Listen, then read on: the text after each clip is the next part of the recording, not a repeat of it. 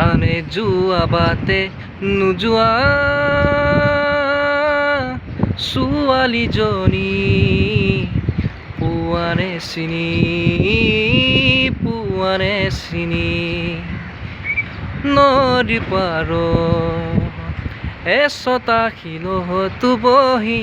পানীৰ সুভাষাই সোণ বৰণীয়া